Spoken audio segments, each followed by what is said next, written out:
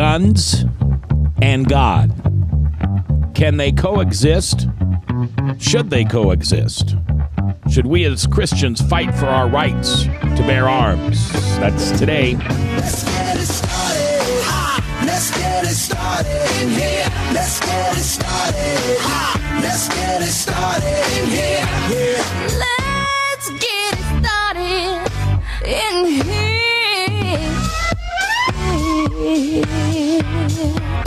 Welcome to The View from a Pew, a conversation among Christians who are out to grow their faith by asking the simple questions, the tough questions, and the stuff you really wish your pastor would talk about. Come on now, let's reason together. It's your voice we want to hear. The phone lines are open, so join the conversation. Call 855-244-0077. That's 855-244-0077. Now, here's your host, J. Michael McCoy. All right, 4 minutes after the hour on a gorgeous Wednesday in, we're less than 6 days away from Christmas. So we thank you for taking your time to listen and watch the program today. We know you have lots of choices on the programs that you can watch at this hour. And for whatever reason, you choose to listen to this program. And for those of you that are listening on terrestrial radio and you hear us say watch, if you go to the website, theviewfromapew.com, we have cameras. And they're not fancy. We're not like slick like John Bachman or anything. But they are color cameras, and they do give you an idea of who we are and what we look like. And not that that's important, but it's all transparent. Opposite of the Obama administration. Wow. Now, I did have 3 emails yesterday from people that wanted to know about my PIN. And they couldn't figure it out. And they thought it meant no liberals or no lesbians or something like that. Can you figure that out, Will? You know, I saw that on the house just earlier today when I was driving into work. And I had to ask myself what that is. I don't know yet. You don't know yet? No. Seriously? No. Okay. Red line with a circle through it means? No. Okay. And the letter is?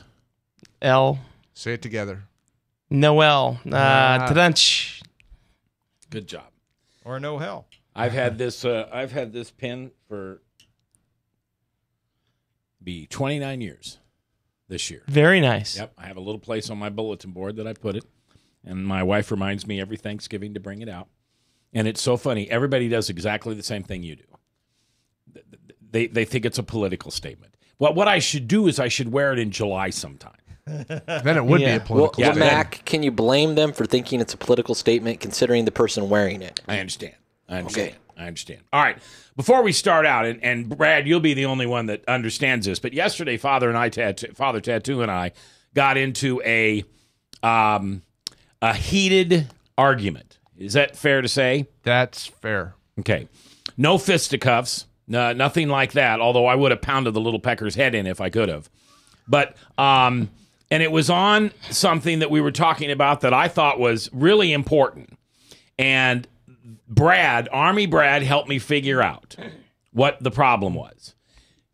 His position was that you never lose God, or God's always here. Mike Huckabee made a statement that God had been ushered out of the school system and out of the government. And on the surface, that sounds really great, except that we believe in a God that is sovereign and all-powerful and is ushered by no one nowhere. All right. And my position was that if in 3 generations you had removed God from everywhere, there were no churches, there were no crosses, there were no, if you had religious studies, it was in your basement in the dark. There was no mention of God or Jesus anywhere. After 3 generations, he would be gone from this earth. And then Father Tattoo would jump in and say, God's sovereign, and he's always going to be here. I think you're both right, Mac. But what your point is what mine was on the postmortem of the election regarding the fact that we as a nation in majority have turned our backs on God and denied God. And therefore, a nation that was founded with the auspices that we are one nation under God has been removed by the secularists like Obama and the media and the and the college professors and everybody else that have sought to excise him for so long. So I understand the point that he's making, but your point is what my point was, and we have to deal with the consequences. Right. And Huckabee's saying that this is some of the consequences. Yeah, when Huckabee's answer was, or the question was, where was God at Stony Brook? That's not right. Sandy Hook. Sandy Hook. And Huckabee's answer was, well, you kicked him out. Mm-hmm. He wasn't allowed there. Right. But Brad said it perfectly, that I was using theory. Or no, he was using theory, and I was using application. Or was it the other way around? Somebody else used those words, but you guys weren't having the same conversation. You were talking about two different things, and I think you both agreed with the other person if you could have taken a step back. And well, I think what it was that he was arguing in theory and I was arguing in application, and the two are not the same, like you said. So, Father Tattoo, I apologize if I got a little bit too smart mouth with you. I think my tone got a little heavy with you, and I'll do my best to teach you quietly from now on. Hey, Mac, before we... Oh, okay. Grasshopper. Before we get into the show, I want to have a quick comment. Last week's show, at least from my standpoint, engendered a lot of commentary back. I shared that link that you sent me with a number of people, and I had a lot of good positive comment in regards to our guest last week, Pastor Kiboko, and the discussion of the spiritual warfare, the exorcisms, and so forth. And so if anybody missed that and would like to watch it, I'd invite you to go to Max World Live on his website, and my name or number or Kiboko or demon, I think perhaps is in there, exorcism. Those are the key words that if you have any trouble, bring that up, watch it. If you're interested in that subject at all, I think it would be worth an hour of your time. Yeah, and we're going to have him back to talk further about it, because it's just, I know there are people out there who think that's just creepy and like witchcraft, and that it doesn't exist, and it's just a bunch of Hoboken. But if you believe in the sovereign God and what he says to us in the Bible, then you have to believe in the accuser. You have to believe in a powerful, evil demon who rules this earth. And if I don't know how you believe in one or the other. Well, again, it's a smorgasbord approach to the Bible, and I've always rejected that. I pick parts of the Bible that I like, and I will believe them and I'll embrace them. Other parts I just cast aside. One of the things we talked about off the air, and I realized when I listened to it we didn't talk on the air, Mac, some of the demon entities that we were talking about are much more difficult to deal with, just like in the Bible. When Christ came down from the mountain and the disciples who had been used to dealing with demons successfully were not able to, and Christ handled it, and he said, why were we not able to do it? And he said, some of these require fasting and prayer. Right. There is a hierarchy, just as in the military, Brad, to the demonic as well as the angelic, and some of the higher ranking demons can be much more difficult to deal with than the lower lying ones. So just to kind of clarify that, we talked about it off the air, but we didn't touch on it during the course. But anyway, that I just wanted to put a little plug in for last week's show. I think it's something that so far has engendered some interest and comment on my part. And look what you got to live up to, Will. Boy, I'm in trouble. He better come on next week and say, forget that Kiboko show. You got to hear what Will said. We'll be okay. Will Rogers is our guest. Of course, Tom Coates on Wednesday, Army Brad, and the humbled father tattoo. Or I mean, humble father Chasen. Tattoo. Chasen? Is that what it is? Yes. Gun control. I think everybody should learn how to shoot. Truthfully, you actually hit the nail on the head, because if somebody understands the devastation that they can create with a tool, you have people that their idea of what guns can actually do is from a television show or from a video game, and at the end of the video game, there's nothing really. You can go back and start all over again, and your imaginary friends across the world on your Xbox can shoot you, and you can shoot them and still be friends at the end. If they actually understood what a terrible tool a firearm can be when misused, as it was last Friday. I don't. Go ahead. For now, I want to first bring up, last Friday's events were very tragic. I mean, they're The worst horrific. Of all. Yeah. The worst. But we've acted as if this was the first school shooting in the United States that's ever occurred, the first of its kind. I mean, in a sense, it was the children, the ages, the level of devastation, what it's going to mean to that community for a long time. But I mean, we've had these types of events in our society before, and again, what will really be accomplished by this? My fear is that we will see people that will try to push an agenda through that means limiting the rights of individual citizens in the United States. And that's my fear at this point. I said, Will, and I know this is a poppycock proposal, but I said to somebody, I said, okay, you want to change the Constitution, is what you want to do. You don't want to interpret the Second Amendment differently. You want to change it because our forefathers intended for us to be able to act like a well-armed militia. And a well-armed militia today has semi-automatic weapons. It has... they have fully automatic weapons. Okay, fully automatic. It has drones. It has everything. Okay? Let's just say for a moment, as a Republican senator in the United States Senate, I'm willing to consider that. But let's also change the other thing that was wrong that made last Friday happen. And that was, let's put God back in our schools. Let's try to teach some morality and why it's wrong to kill. Now, and there's one more that you need to add to that, Mac. You need to end a culture of death where we have more abortions done in a day than people die in a year in gun-related crimes or even vehicle. I mean, cars kill a lot of people, but not as many as abortions kill. Now, abortions, car accidents, all those are well ahead of guns in our society. You're exactly right, Brad. Go ahead. Tell me, and you two guys, especially Tom and Will, you're smart when it comes to politics. What if we took every dollar that was paid by the taxpayers that went to education, all right? And Will says, okay, I want my child to go to a Jewish school. And Tom said, well, I want my child to go to a Christian school. And Brad said, I want my child to go to a... military school.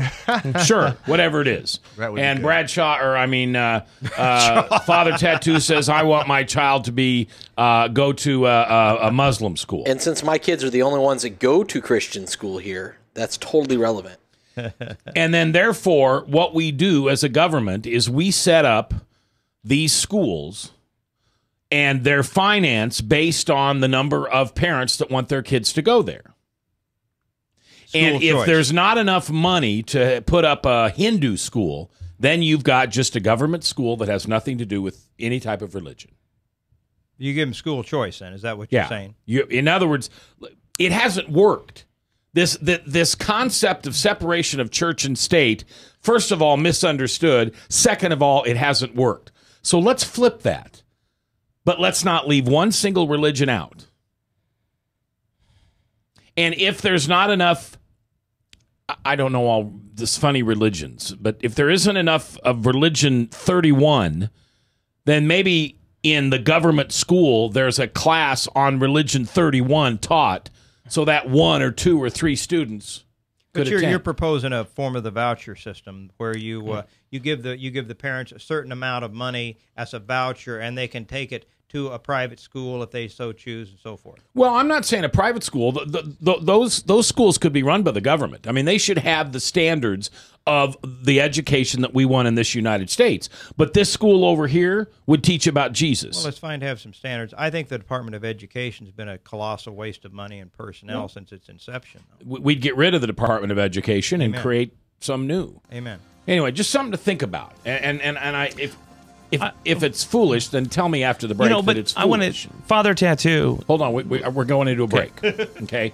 And don't pick on the little guy. The poor guy, he lost an argument yesterday. He's not feeling good today. He did not lose an argument. He forgot his glasses. You called him Bradshaw a little bit ago? He thinks that's a compliment. I know he doesn't. All right, we're coming back live here on 99.3 KTIA, powered by WebcastOneLive.com.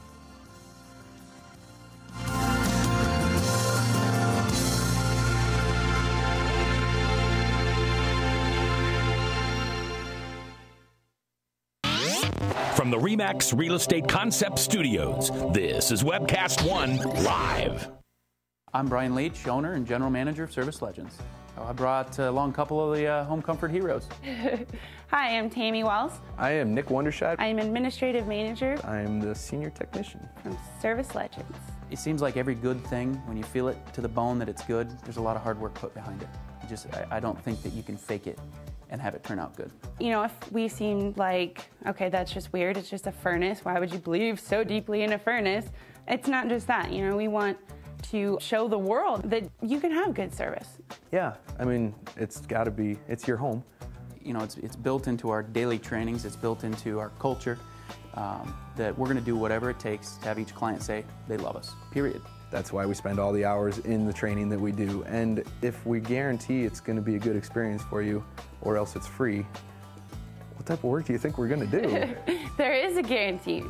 Temperature selection guarantee, fixed right or it's free guarantee, comfort guarantee, best value guarantee. All of these guarantees hold us accountable to ensuring that we exceed your expectations. And if for whatever reason we'd fail and we can't make it right, we guarantee all of those guarantees with a 100% money back guarantee. I mean, if you don't think that your technician can fix it right, are you going to say that to a client? No. You don't have to worry about having a technician come to your house. We drug test, background check all of our team members. We put safe people in your home. Each and every one of our service techs, 400 hours a year in training. You tell it the minute they walk in the door. They know what they're doing, they've done their homework, and they actually truly care about what you want. Because at the end of the day, you're the person that makes sure I have a job. They're going to be listening. They're going to want to know what your challenges are. Then they're going to come and give you options, and you get to choose. If I'm there to help and I make it easy and painless, I did my job right that day. Well, when it comes to your comfort, safety, and your family, you know, you don't necessarily go buy the most expensive, but you get the most bang for your buck. Oh, it's worth it, because there's a lot of people that will find a way to get it to work right now and then leave and then come back, charge you again, and the cycle just repeats itself. So when I'm out there looking at the furnace, I want to find why it failed today. How can we change the part today with something that you're not going to have to worry about? Is it worth changing the part today? I mean, you can put a lot of money into a furnace. I can fix parts all day. There's good job security in that for me, but is it the right thing for you? I get a lot of the phone calls of after the technicians are there. They're just in awe. They're like, wow, you guys are great. I mean, I don't even know what to say. You guys are great. Everything you did was perfect. It was great. Keep going, though. I like this. Just give us a try. I'm going to take all the risk. I've got the time to make this right. I've got the support to make it right. Just check us out. And if you don't see the value in what we do, I mean, fixed right or it's free or 100% money back. Enough said.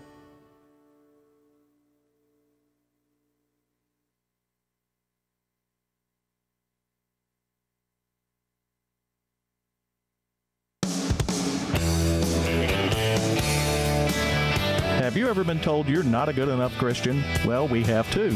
Join the conversation. Call 855-244-0077. Now here's your host, president of the Not a Good Enough Christian Club, J. Michael McCoy. 21 minutes after the hour, Salem Network News at the top of the hour, and then 4 o'clock, 4:03 actually, True Blue from Pastor Michael Mudloff. Will Rogers is in the house today, along with Tom Coates, the usual cast of characters. I have Army Brad and Father Tattoo. I've got a phone call waiting, but I first want to go to you because you were trying to comment on something before we went to break. You know, you're talking about the school voucher program. Tom was starting to mention that, which I'm very supportive of. But at the same time, you have folks like Father Tattoo and eventually myself. We're going to send our children to school with our own dollars, and yet, as Father Tattoo said, he's paying for somebody else's kids to go to school as well. Yeah, double dipping, that's right. Yeah, well, but in my plan, once you don't choose what type of school your dollars go to, then they go to a pot which helps support all the schools. Well, you're talking about your theoretical idea, yeah. Yeah. Right now, they go into a pot, and we seem to have no say-so over the quality of the education, nor the form of the education, nor the religious tone or lack thereof in those schools. So, all right, let's go to 101, where Jeff from the Iowa Firearms Coalition is standing by. Jeff, how you doing? Good, gentlemen. How you doing today? Good. I appreciate you calling in today, Jeff. What you thinking about? Well, I just heard the topic of conversation, so naturally, being a firearms-related topic, I was certainly interested in the discussion, and particularly here on your show, where you can get a little more into probably the more underlying issues from a spiritual and theological perspective as well is kind of intriguing. So. Yeah, good. Well, I appreciate that. So you're obviously with the Iowa Firearms Coalition, so you're okay with firearms. Absolutely, yeah. We're an NRA affiliate organization, and it was our organization, along with the help of NRA, that helped usher in shall-issue legislation here in Iowa. What is that? That is where recently, in 2010, the legislation was passed, and it took effect in 2011, where anybody who was legally able to purchase and own a firearm, they used to have to go get permission from their sheriff, and that permission could vary county by county. Yeah. We changed it to where if you're able to own a firearm, you're able to get permitted to carry that firearm. Yeah, I think that was a good idea. I never heard anything good about that law that the sheriff had that type of control in that county. Unless you're really good friends with the sheriff, and then wonderful things could happen. But that also creates corruption. True. You know, for a corrupt politician or sheriff. It's too much control by government, especially for a simple right to be able to defend yourself, wherever you're at. So. Yeah. Now, Will Rogers. Jeff, I've been up at the state capitol for the last 5 years. I didn't work on this issue specifically for the organization I'm employed by, but this was an important issue for myself as well. So I'm certain we've crossed paths up there. Yes, Chris Rager is the state liaison for NRA. I work fairly closely with him, and now that we've seen shall issue come to fruition, our next big initiative is to get a constitutional right to keep and bear arms for the Iowa state level constitution, which we're one of 6 states that does not have that. So, what's the buzz within your organizations, the NRA and the Iowa Firearms Coalition? I mean, from the cheap seats that I sit in, Obama is going to take this as a mandate, and with all the pomp and circumstance he's got, including his State of the Union address, he's going to usher in brand new gun control laws. That's a speculation. I mean, if you heard his broadcast the other night when he was addressing this issue, I think it's perfectly fair to say that was a completely veiled threat. Now, the thing that I thought was intriguing to me is, first and foremost, that he would reference the Bible and the passage where Jesus talks about protecting the children as the cornerstone of his message for the evening. The same party who philosophically is probably responsible for mass murder of more children in history than maybe any other group in history by virtue of abortion. Yeah. However, from a Second Amendment perspective and from a firearms perspective, I embraced what he said. Let's look at this issue, because if we're going to look at this issue and we're really going to look at it openly and honestly the way that he said we were, then let's look at how useless these no gun zones are. It's not coincidental that the vast majority of these types of incidents have happened in areas where we advertise the fact that law-abiding citizens are disallowed from carrying firearms there. Jeff, this is Tom Coates. Would you favor what some people are talking about in regards to incentivizing one or more people within a given school to be trained and to carry firearms? Do you think that would be a good solution to some of this? I think honestly there's no simple solution, but to answer your question directly, yes, I am in favor of that. And I had an individual confront me about that, in fact, who works in the public school system, and made the comment to me, well, listen, I've been in some of these school systems, and there's teachers in there that you don't want having weapons, because I've been in meetings where people are grabbed by the collar, and they kind of went on, and I looked at them, and I said, you know what?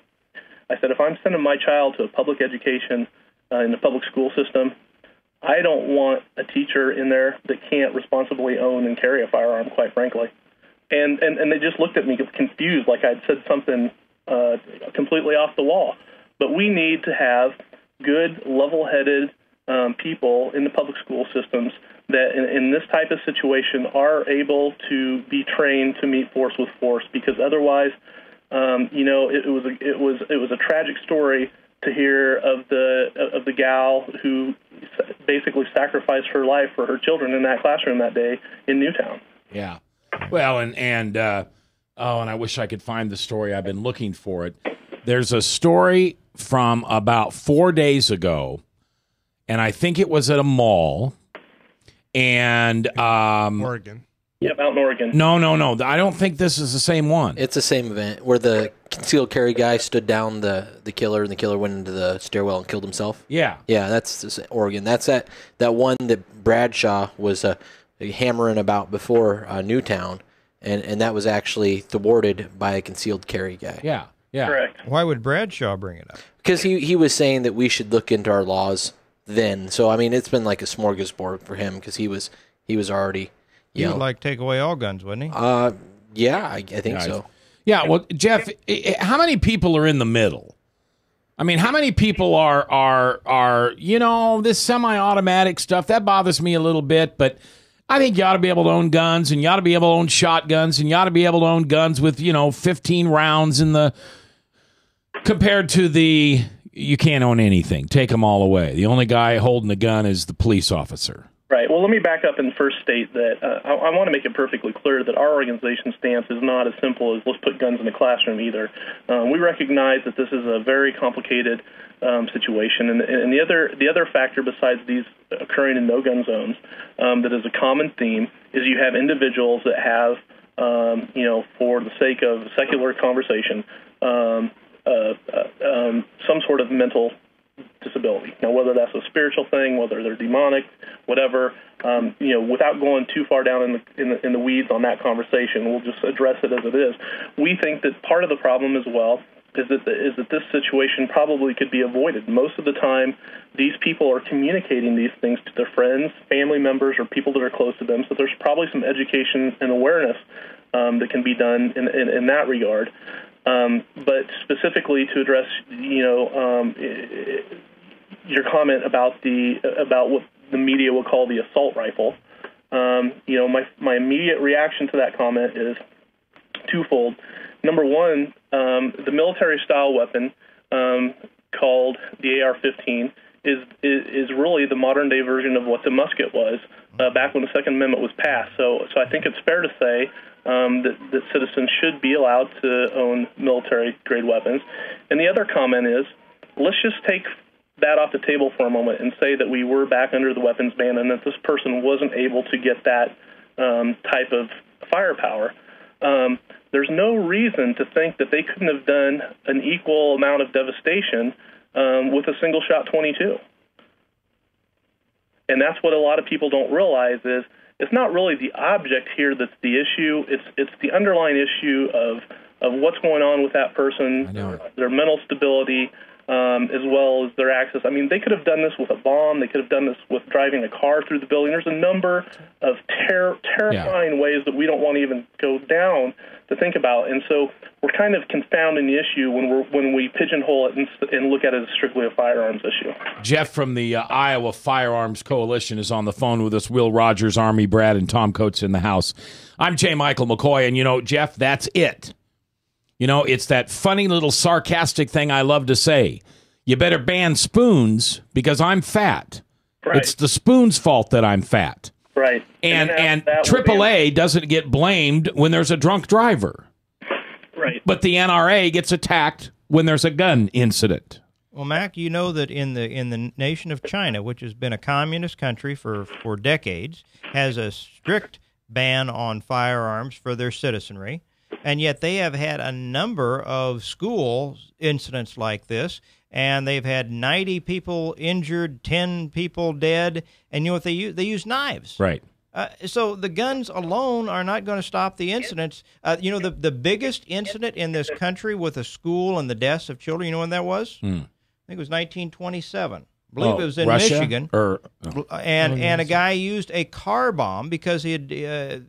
this sick-ass guy had apparently been defeated in a local election, rigged up a car bomb, even though cars were not very prevalent at that point, and set up a bomb where he blew up 30 kids. So, I mean, it's not necessarily the gun, as evidenced by China, many other countries, and our own history going back. Jeff, we're about up to the break, so I want to let you go. What can we do to support you and help your effort with a calm and reasonable voice within the State House? Well, absolutely. Like I said, our organization, we are an NRA affiliate organization, so we work in tandem with them on legislation. Our website is Iowa, F as in firearms, C as in coalition.org, so iowafc.org.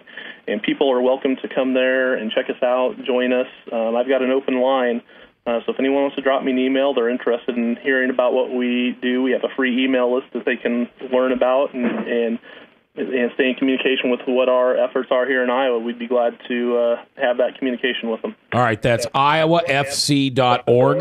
That's right. All right, Jeff, thanks for listening. Thanks for calling in today. You're welcome on the show anytime, friend. Thank you, gentlemen. Bye-bye. All right, again, that was Iowa FC, firearmscoalition.org, and you can find out more about that. Will, can we delay any action to hamper our ability to own guns until after this fervor it dies down? Well, just like most political crises that come along, or crises that come along, there's a knee-jerk reaction by politicians. It's sort of like the scene from Blazing Saddles when they're all sitting around with the governor and they're like, there's a crisis, give everybody harumph, and they're humph, humph, humph. The same situation is going on in Washington right now. You're hearing all this clamor about gun control, and in reality, hopefully they won't get anything accomplished, because what it will be is it'll be just terrible legislation. Yeah, it will be. All right. We're going to take our next break, and when we come back, we're going to talk about if you're going to mess with the Second Amendment, you better put a new amendment in or improve the first one or throw out this separation of church and state stuff, because we all know that good, God-loving people wouldn't kill 20 children. We know that. So what are we going to do about that, Christians? Your voice. I want to hear it next. From the RE/MAX Real Estate Concept Studios, this is Webcast One Live. Drug and alcohol addiction slowly steals a person's identity, tearing away pieces of their life little by little, until one day it seems like the hope of a happy future is gone and there's no chance of getting it back. Here at St. Gregory Retreat Centers, we can assure you that there is hope. Our unique approach to recovery begins with the understanding that the dysfunction and damage caused by addiction can be overcome, not just dealt with. Don't let another day go by. Call St. Gregory today.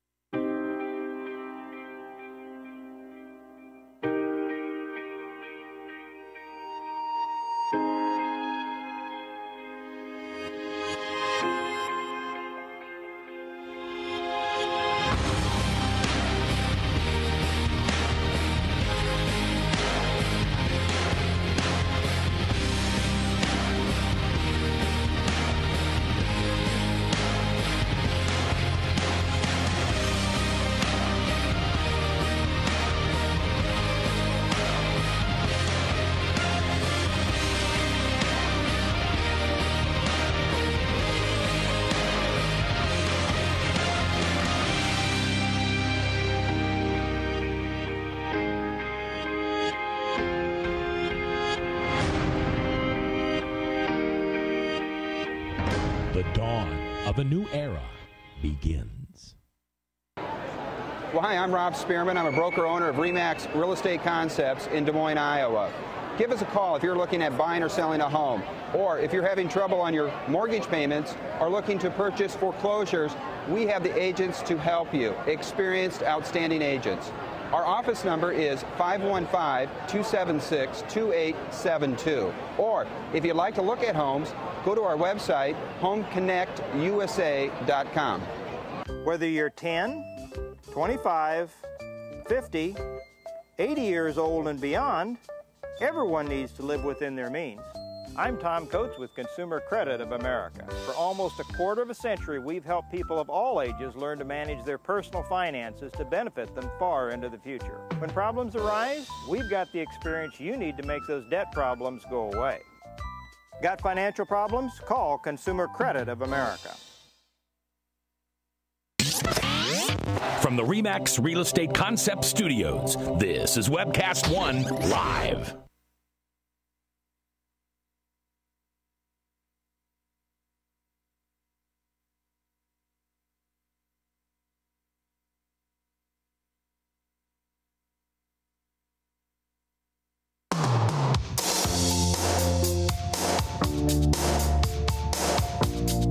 if you sit in the back pew or the front pew. It's your voice we want to hear. The phone lines are open, so call 855-244-0077. Now, here's J. Michael McCoy.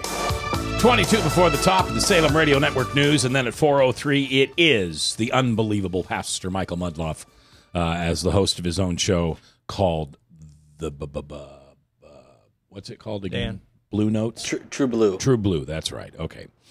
Off mic, you just said something very interesting, Will Rogers, who's one of our guests along with Tom Coates. You said, some people shouldn't own firearms, but you don't want to be the one to make that choice. Well, I'll give you an example. I mean, I know people that shouldn't drink either. They just are not responsible individuals. They probably shouldn't drive a car, and some of them as well.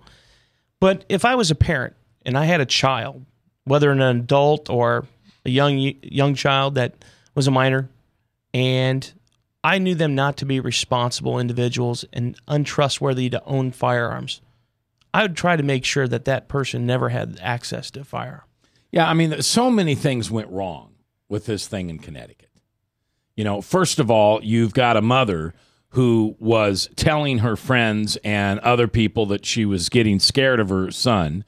A man didn't testify, but told a report to a policeman that he was hired as a babysitter, and the mother says, don't ever turn your back on him. Don't go to the bathroom by yourself. He's not safe. Then a report that came out this morning about 8:45 on Fox, and I haven't heard any more on that, is a report said that he knew his mother was going to commit him to an institution. That's been reported, yes. Okay. So, you've got a situation here which is, you can't just solve it by saying guns. Guns the problem. Right. The Columbine, they killed themselves. Or no, were they shot by the police? They killed themselves. All right, they killed themselves. The shooter in the Colorado theater, obviously not all there. Okay? The guy who shot Gabby Gifford, obviously not all there. There aren't normal people who do these type of things.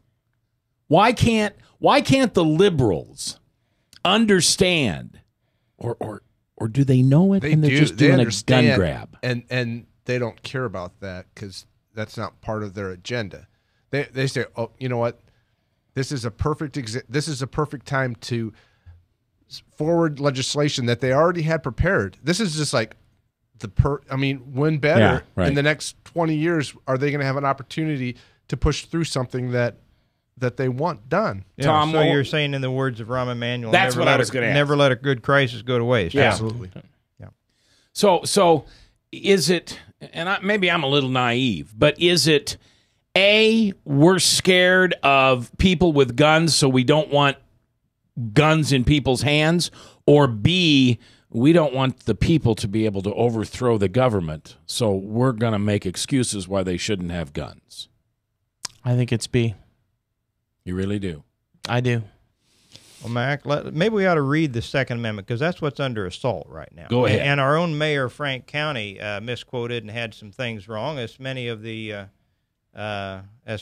people out there discussing this issues. I read these letters to the editor the last few days. Aren't those funny? Oh, my goodness, the level of ignorance on some of those people as they seek to talk about guns and so forth. But let's read the Second Amendment just for the heck of it. As passed by the Congress, it says, a well-regulated militia being necessary to the security of a free state, the right of the people to keep and bear arms shall not be infringed. As ratified by the states and authenticated by Thomas Jefferson, Secretary of State, a well-regulated militia being necessary to the security of a free state, the right of the people to keep and bear arms shall not be infringed. Now, keep in mind, it talks about the right of the people, and it talks about the militia. The individuals at that point were required, not always complied with, but required to keep the arms, a certain amount of ammunition. And powder. To powder, of course, that was part of it, and to develop a certain degree of proficiency, so on a moment's notice, they could be brought together. And here are the reasons that it was given at that point: deterring undemocratic government, the people's ability to protect themselves from an oppressive and dictatorial and tyrannical government was at the top of the list. Repelling invasion, for instance, one of the things that has deterred foreign adversaries in the past is because the Japanese were reluctant to invade the Pacific coast because our citizenry was as well armed as we are. Suppressing insurrection, if we have a bunch of revolutionaries that want to throw over the government, then the people again have the ability to prevent that. Facilitate a natural right of self-defense was also argued during that passage of that amendment. Participate in law enforcement, the posse, form a posse and bring the lawbreaker in.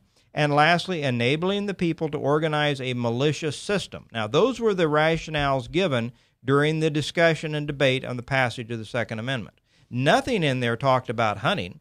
I think our own Frank County was talking about hunting and talked about a 100 clip for hunting. Nothing in their rationale of the passage of the Second Amendment talked about the right of hunters. All right, so is it fair to say, given what the document actually says, isn't it fair to say that I, as a citizen of the United States, and we'll all direct this question at you, ought to have at my access the same military hardware that a soldier from the United States government or a soldier from the Mexican government or a soldier from the Iranian government could come after me in my own streets? Absolutely. Every citizen should have access to those types of weaponry. Then where's the argument? Help me. Seriously, that's not a rhetorical question. But Mac, here's the thing. Everybody should have access to that equipment, to those tools, and should also be trained in how they are used. Fine. And be able, because if you think about it, if everybody had a knowledge of what these weapons actually could do, then you wouldn't hear the foolishness that you hear when these reporters that by their ignorance prove they know nothing about firearms. They would know what they're talking about. You would, in a situation where crimes are happening around you, would be able to assist law enforcement, or the crime wouldn't happen, because who is going to go into the house where you know the person is armed and is going to be able to repel you? It won't happen. What would be wrong with having to take a class to own a gun and having a sticker that you have to put on someplace on your door that tells people you own guns? Wait a second, though. Why should we have to take a class to own something that's my right? If it's my right, I should be able to own it. Taking a class allows now for somebody that's in charge of the class to tell me whether I can own or something. It puts power in somebody that can be easily corrupted. I want nothing to do with that. I think they should be required to take a class whether they want to own the firearm or not. Well, we did years ago. I don't know about now, but years ago I had to take a class for the right to carry. Yeah. And it was a day class that we went to. I don't know if they still require But they require kids to go to learn to swim, or they did back when I was going to high school. You had to learn how to swim, and you had to take a swimming class as one of your PE. Why not require them to learn how safe use of a firearm? Whether you use a firearm after that, you have skilled instructors. You understand what the weapons can and cannot do. And if you don't want to own a firearm after that, that's fine. If you understand them, though, and then you understand that they're at the end of using a firearm, that the person doesn't magically come back to being okay, and you understand how dangerous that tool is. Well, that's just like a car. You have to take a class. Well, you don't have to go out and get a license, but now you understand how dangerous cars can be. We need to understand, guys, that Connecticut, I think, was the 5th most restrictive state in the union. Yeah. As far as gun control laws. And typically in a state or community that has a heavy prevalence of gun ownership, you have the lowest violent crime rates of anywhere. It's places like D.C. and perhaps Connecticut and Chicago and some of these places that have very stringent gun control laws. They have some of the highest violent crime rates of any place in the country. And so it is not something we have worries about violent crime. We want to have stricter gun control laws. That doesn't work that way. All right, taking our last break. We're coming back. Will Rogers, Tom Coates in the house. I'm J. Michael McCoy. If I haven't told you lately, thanks for listening. Love this job. Couldn't do it without you. Right here on KTIA, Iowa. From the RE/MAX Real Estate Concept Studios, this is Webcast One Live. Drug and alcohol addiction slowly steals a person's identity, tearing away pieces of their life little by little until one day it seems like the hope of a happy future is gone and there's no chance of getting it back. Here at St. Gregory Retreat Centers, we can assure you that there is hope. Our unique approach to recovery begins with the understanding that the dysfunction and damage caused by addiction can be overcome, not just dealt with. Don't let another day go by. Call St. Gregory today. If you choose to obey the power of sin, it leads to death. If you choose to obey obedience, it leads to righteousness. Forgiveness is just the beginning of life in Christ. God wants us to live for Him now. And because of Jesus Christ, the gospel was preached, and you and I are blessed today because of Abraham. Did you know that? We're blessed. Experience Truth, 99.3 FM. If Tom Coates from Consumer Credit of America was your personal webmaster, Tom would filter out all bad debt emails. If Tom was your mailman, you'd never get any debt reduction junk mail. If Tom Coates was a lineman, he'd block any phone calls offering to reduce your credit card debt. Hi, I'm Tom Coates with Consumer Credit of America, and we're still your best choice for credit counseling. We're local, we're accountable, and we can do more. You make the call when the time's right for you. When it comes to competition, there really is none for Consumer Credit of America.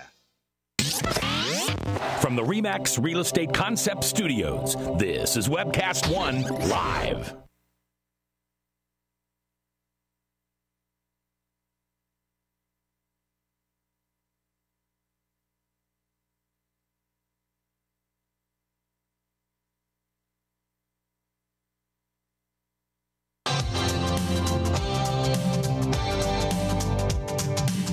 We're the ones in the pew, not pulpit. Come on now, let's reason together. The phone lines are open, so call 855-244-0077. Now, here's J. Michael McCoy. 10 before the top, Salem Radio Network news at the top of the hour. Then at 4:03, True Blues, hosted by Pastor Michael Mudloff. We don't know whether we'll have a live show tomorrow or not. I do not want to jump into this snow frenzy thing, but, you know, I respect meteorologists. I know that their job is difficult. It is hard to tell weather patterns, but if the weather pattern that they're predicting is produced, we're going to have a foot of snow with 45-mile-an-hour winds. That's called a blizzard. So if we're not here live tomorrow, we hope that you forgive us. All right, you were going to make a point that I thought was really good about the difference between a right and a privilege. You know, one of the things, Mac, that people are talking about, and Father Tattoo really started to strike some, what I consider some intellectual gold here. Don't. I'm sorry about that. Build him up. So we have this idea that, yes, you know, like kids need to go to training in order to get a driver's license, and that's a good thing because it is it's a responsibility.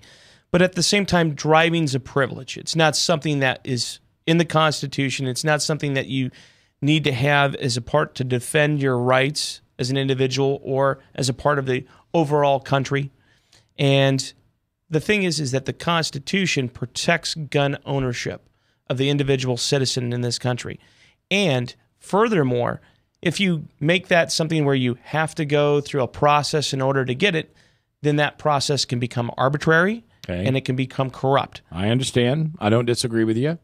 So your point would be that there should be no testing or certification required to own a gun. I think that ultimately there shouldn't be anything that impedes gun ownership in the United States. If someone is responsible, and by the way, reach the age of maturity in our majority in our country, no longer is a minor, they're a full citizen, then they should be able to purchase and own firearms as long as they do it without breaking any laws, or damaging anybody else's property. Right.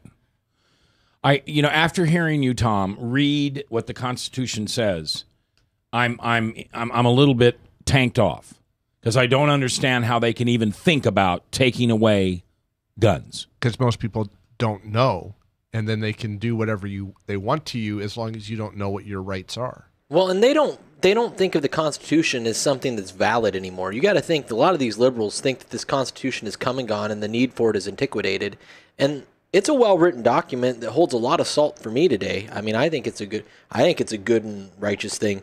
So while I understand that they're looking at the antiquity of some of these things, this stuff still holds water, very much so. Well, and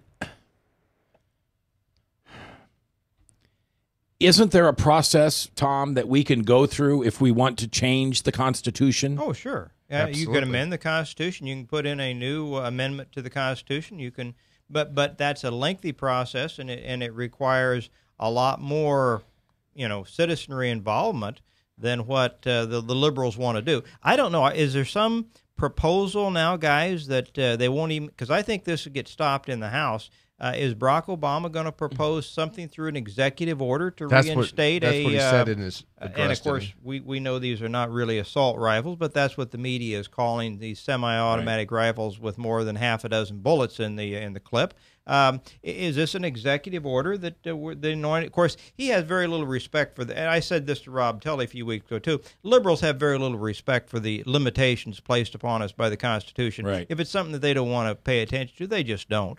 And is this going to be something the Anointed One is going to come down with on high at his inauguration and say, from now on, ABC is going to happen?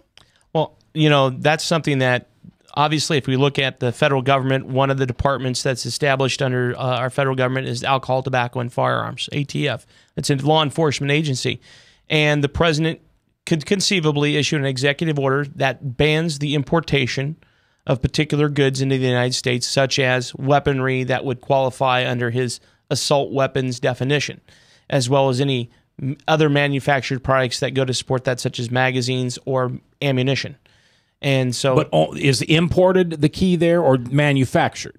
Well, anything that, obviously, I think manufacturing in the United States would be somewhat more protected, but ATF and through the Department of Government, or the Department of Commerce and a number of other areas, could restrict the importation of those types of weapons and ammunition into the United States. Well, and I could see, Lord forbid, please, God, don't let that happen again.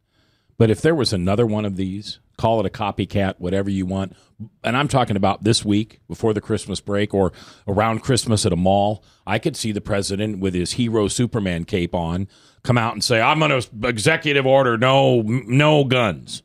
No guns. Got to protect the people. 2 in 1 month, 3 in 1 month, 4 in 1 month, it's just too many. I don't think that would fly very far, even with, maybe I'm giving the mainstream media too much credit. It probably doesn't deserve this, but at the same time, I think the majority of people would say there's just no way you can go about doing that. And first of all, we have already, it's sort of like putting the toothpaste back in the tube again. Yeah. We have 300 million guns in the United States right now in the hands of private citizens. How are you going to go about collecting those all up from the law-abiding citizens? Yeah. And then, of course, deal with the fact that everyone else left will be a criminal. Okay. Big question before we leave. Are we still the nation with the greatest amount of hope?